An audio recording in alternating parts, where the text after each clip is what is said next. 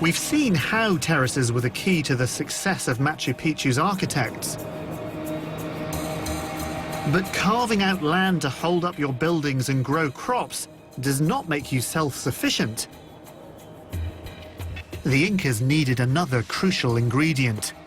Without it, life can't exist.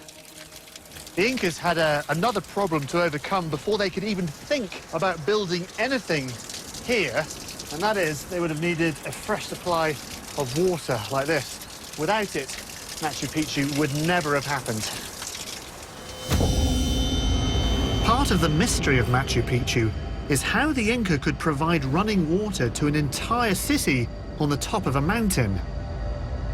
They would have needed a supply for up to 1,000 inhabitants.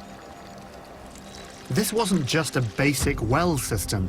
The Inca actually created plumbing for the whole settlement to access running water. To show us just how efficient that system was, I'm meeting Inca expert Peter Frost. Let's get some of that water. This is very good water. This is what they would have had to have done. That's pretty heavy.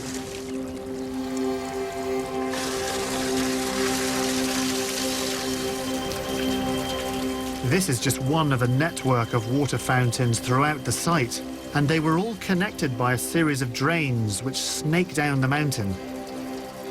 At the top of the mountain, the very first fountain flowed directly into the private quarters of the Emperor Pachacuti. The king had to be the first to get the water. His palace had to be right there where the... Right at the top, so the cleanest water, the first water, the Pachacuti's going to get first, because he's the most important. And as it flows downhill, then some of the other people can... Absolutely, yeah. The requirements of the emperor and the city weren't small. Pachacuti didn't just use the water to drink from.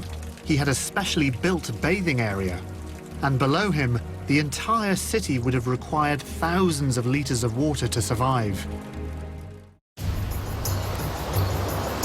Most settlements throughout history have been based next to a supply of water, often a river, much like the Urubamba River, sacred to the Incas, which flows past the town at the foot of this mountain.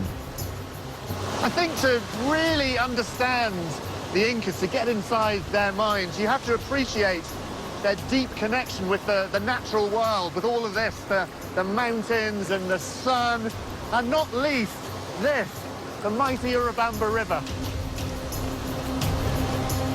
For a town at the bottom of the mountain, a river of this size would give the Incas all the water that they needed to survive. But how, nearly half a kilometre above, could the city of Machu Picchu find enough water to allow its residents to live? For Steve, this is a fascinating engineering question. What I want to know is, where does the water come from? Because when I can find that, I will know exactly the point where Machu Picchu was born.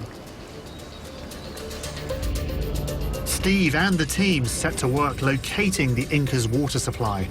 Their quest takes them to a slope nearly half a mile south of Machu Picchu, where Steve hopes he can locate the source. The route is hazardous. It isn't open to the public, and very few people ever make the journey. It's covered in dense vegetation, and machetes are needed to clear a way through. After the trek, the natural spring comes into view.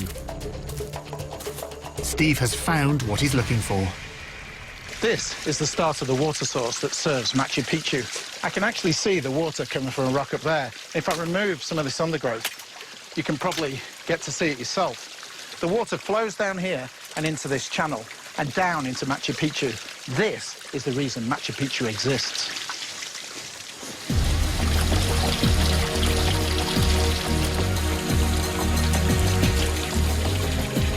Inca expert Peter Frost has joined us on the journey.